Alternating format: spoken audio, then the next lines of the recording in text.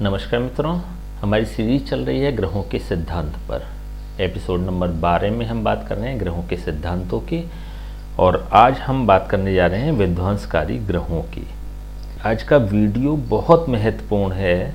ये एक आपको सूचना देगा कि किन परिस्थितियों के कारण, किन स्थितियों के कारण किसी व्यक्ति की जन्मपत्री में कोई ग्रह नेगेटिव रोल प्ले करता है और उसको डायग्नोस करने का तरीका क्या होता है। अगर हम उसको डायग्नोस कर पाते हैं तो उसके उपाय के माध्यम से हम उसके व्यक्ति के, संबंधित व्यक्ति के जिसकी कुंडली है, उसके जीवन को सरल बना सकते हैं, उसके जीवन को सरल बनाया जा सकता है। विध्वंसकारी ग्रहों में 4 स्थितियों को बताया गया है, जिसमें 3 ग्रह और 1 स्थिति। सबसे पहले इनमें 4 ग्रहों में है सूर्य, शनि, राहु और द्वादशीश। ये 4 ग्रह होते हैं। देखिए, सबसे पहले हम बात करते हैं सूर्य की। सूर्य क्यों विध्वंसकारी बन जाता है, जबकि इन जनरल अगर बताया जाए तो आत्मा का कारक भी कहा जाता है और कुंडली में भी बहुत महत्वपूर्ण रोल प्ले करता है। अगर हम बात करते हैं सुदर्शन चक्र की, तो सुदर्शन चक्र कुंडली में इसको, सूर्य को बहुत महत्व दिया गया है, सूर्य और चंद्रमा को। एक्चुअली बेसिकली है क्या, सूर्य का एक कंटेंट्स होता है, एक कंटेंट होता है कि सूर्य जिस भाव में भी बैठेगा उसको जलाने का प्रयास करता है, क्योंकि अग्नि तत्व होता है सूर्य। उसको डैमेज करने का प्रयास करता है, उसको नष्ट करने का प्रयास करता है। तो विध्वंसकारी ग्रहों में सबसे महत्वपूर्ण ग्रह सूर्य होता है। सूर्य की जो स्थिति है वो 11th हाउस, 11th हाउस में सबसे ज़्यादा पॉजिटिव माना गया है। कह सकते हैं कि 11th हाउस में, 11वें भाव में, एकादश भाव में सूर्य कभी नेगेटिव प्रभाव करता नहीं है, नेगेटिव प्रभाव कर नहीं सकता। इसके अलावा और अन्य जितने भी भाव हैं, जिस भाव में भी बैठेगा उसके कंटेंट्स को कम करेगा, उसके कंटेंट्स को ख़त्म करने का प्रयास करता है। तो इसलिए सूर्य को जब भी आप कुंडली में देखेंगे, जब भी आप जन्मपत्री में देखेंगे, तो हमेशा इस चीज़ को तो सबसे प्रायोरिटी पे आपको कंसीडर करना ही है कि सूर्य जहाँ भी बैठेगा, मान लीजिए अगर वो लग्न में बैठता है तो लग्न को डैमेज करने का प्रयास करता है, 7th हाउस में बैठेगा तो 7th हाउस को डैमेज करने का प्रयास करेगा, जीवन साथी से अलगाव कराएगा या जीवन साथी से मतभेद कराएगा।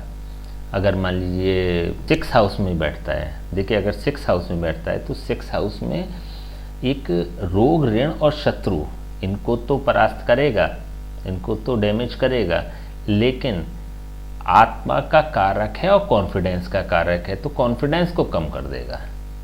तो अगर 6th हाउस में देखा जाए तो कुछ पॉजिटिव करेगा तो कुछ नेगेटिव भी करेगा।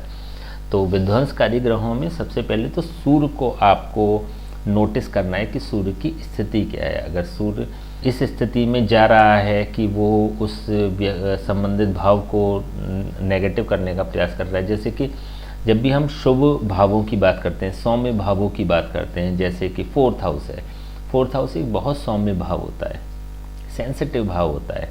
तो अगर मान लीजिए 4th हाउस में बैठेगा तो 4th हाउस को परेशान करेगा, 4th हाउस को डैमेज करेगा, सुख में कमी लाने का प्रयास करता है, माता के स्वास्थ्य में कमी लाता है, माता से अलगाव कराने की कोशिश करता है, माता के जीवन पे संकट भी लाता है। अगर मान लीजिए सूर्य के, हमेशा आपको ये देखना है कि जब भी सूर्य के आप देखेंगे जो रिजल्ट्स हैं उसमें कौन से भाव में बैठा है तो उसको डैमेज तो करेगा ही करेगा। इसलिए ये विध्वंसकारी ग्रहों में कंसीडर किया गया है। सेकंड होता है शनि। शनि विध्वंसकारी ग्रह। देखिए, शनि की एक खासियत होती है, शनि जिस भाव में बैठेगा उसकी वृद्धि करता है, और जिस भाव पे दृष्टि डालता है उसको डैमेज करने का प्रयास करता है, उसको पीड़ित करता है, उसको परेशान करता है। जैसे अगर शनि की हम बात करते हैं तो शनि की 3 दृष्टियां बताई गई हैं।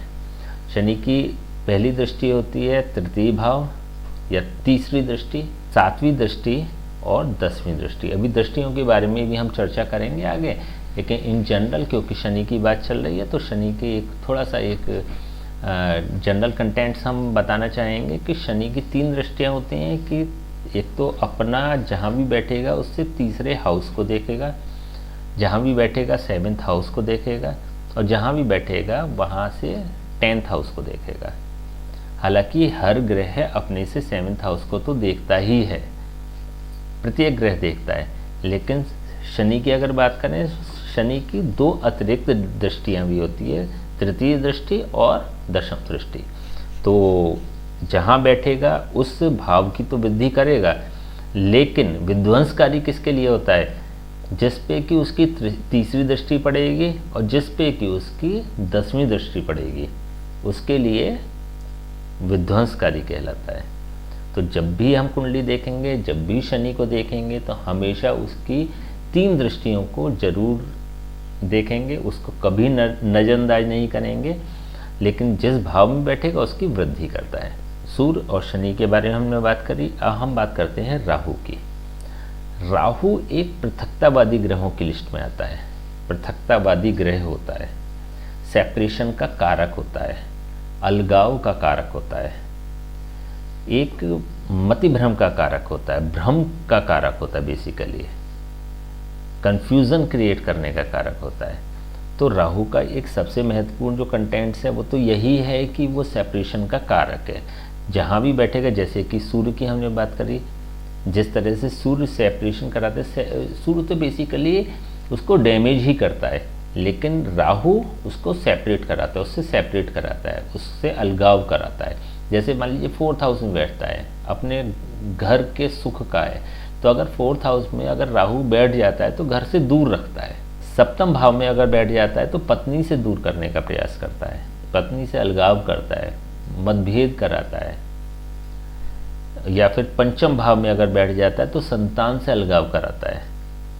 तो राहु के भी यही एक, जैसे हमने सूर्य की बात करी थी, ऐसे ही राहु केवल 11th हाउस में और 3rd हाउस में, तृतीय भाव में और एकादश भाव में कभी नुकसान नहीं करता है, नुकसान कर नहीं पाता।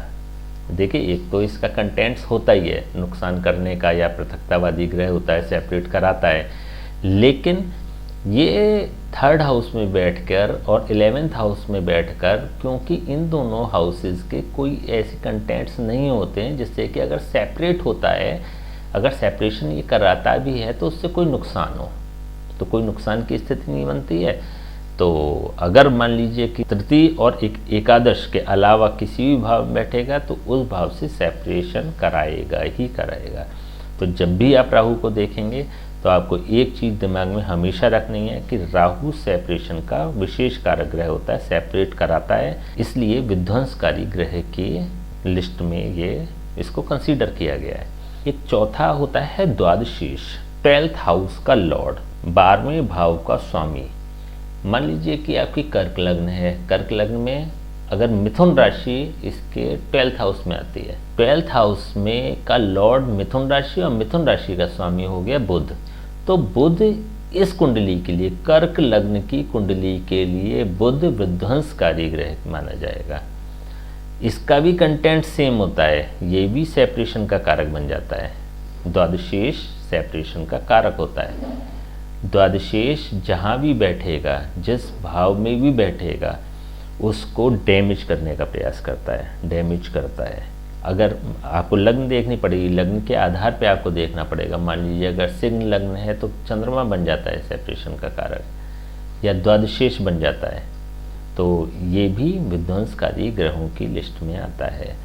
आपको जब भी कुंडली देखेंगे, सूर्य, शनि, राहु और 12th हाउस का लॉर्ड, इन चारों को इस रूप से कंसीडर करना है कि ये कुंडली के जिस भाव में भी बैठते हैं, केवल हम भाव की बात कर रहे हैं।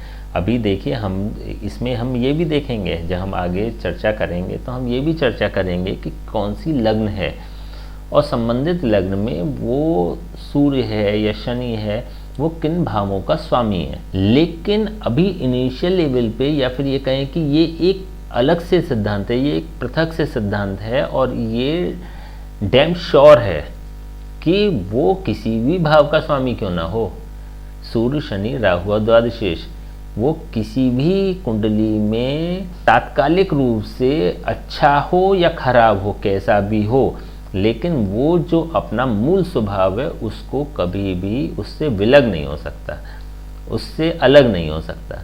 तो जब भी ये कुंडली में हम देखेंगे तो इस चीज़ को हमें ज़रूर कंसीडर करना है कि यह विध्वंसकारी ग्रह हैं। इसमें भी आपको ये देखना पड़ेगा कि व्यक्ति की क्या समस्या है, उस समस्या से संबंधित कौन सा ग्रह ज़्यादा विध्वंसकारी बन रहा है, और उसका अगर आप उपाय करा देते हैं तो व्यक्ति का जीवन सरल हो जाएगा। देखिए, अब यहाँ एक सवाल उठता है, यहाँ पे एक क्वेश्चन आता है कि क्या हर कुंडली में सूर्य, शनि, राहु और द्वादशेष का उपाय करा देने से फिर तो जीवन सरल हो जाएगा ना, चीज़ें सरल हो जाएंगी। लेकिन ऐसा नहीं है। ऐसा इसलिए नहीं है कि कभी कभी क्या होता है कि जब हम कुंडली देख रहे होते हैं तो सूर्य मान लीजिए कि भाग्येश होके बैठा हुआ है या लग्नेश होके बैठा हुआ है, तो लग्नेश और भाग्येश के उपाय जब हम कराते हैं तो हम दान रूप में नहीं करा सकते कभी भी।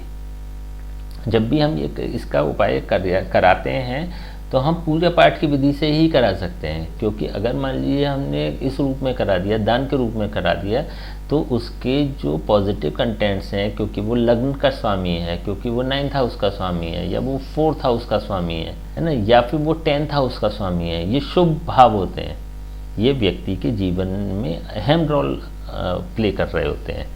तो जब भी इन भावों के स्वामी अगर कोई ग्रह होता है तो उसका हम उपाय उस रूप में नहीं करा सकते कि हम दान करा दें। तो हमें ये देखना पड़ेगा कि क्या वास्तव में वो प्रॉब्लम क्रिएटर बन रहा है। अगर वो बन रहा है तभी हम उपाय कराएंगे, नहीं तो हम दूसरे ग्रह की तरफ जाएंगे कि कौन से ग्रह के कारण जो पर्टिकुलर जो समस्या है वो क्रिएट हो रही है। तो जब भी हमें ये देखना है तो हमें विध्वंसकारी ग्रहों की स्थिति को देखना है, और इन चारों 3 ग्रह और एक 12th हाउस का लॉर्ड, वो भी एक ग्रह ही होगा, है ना। तो ये 4 ग्रहों को हमें हमेशा देखना है। कभी ऐसा भी हो सकता है कि 12th हाउस का लॉर्ड सूर्य या शनि में से कोई हो, तो सूर्य और शनि अगर 12th हाउस के लॉर्ड बन जाते हैं तो ज़्यादा विध्वंसकारी हो जाते हैं, वो ज़्यादा प्रॉब्लम क्रिएट कर देते हैं। तो ये एक बहुत महत्वपूर्ण सिद्धांत है ज्योतिष का, और जब भी आप कुंडली देखेंगे तो इस सिद्धांत को जरूर कंसीडर करेंगे, जिससे कि आपके जो प्रेडिक्शंस है उसमें बल आ पाए। ठीक है, तो आज हमने बात करी विध्वंसकारी ग्रहों की, और नेक्स्ट जब हम बात करेंगे तो हम बात करेंगे ग्रहों के स्थान की, कौन सा ग्रह कौन से स्थान पर उसका निवास है। चलिए, तब तक के लिए आज्ञा दीजिए। नमस्कार।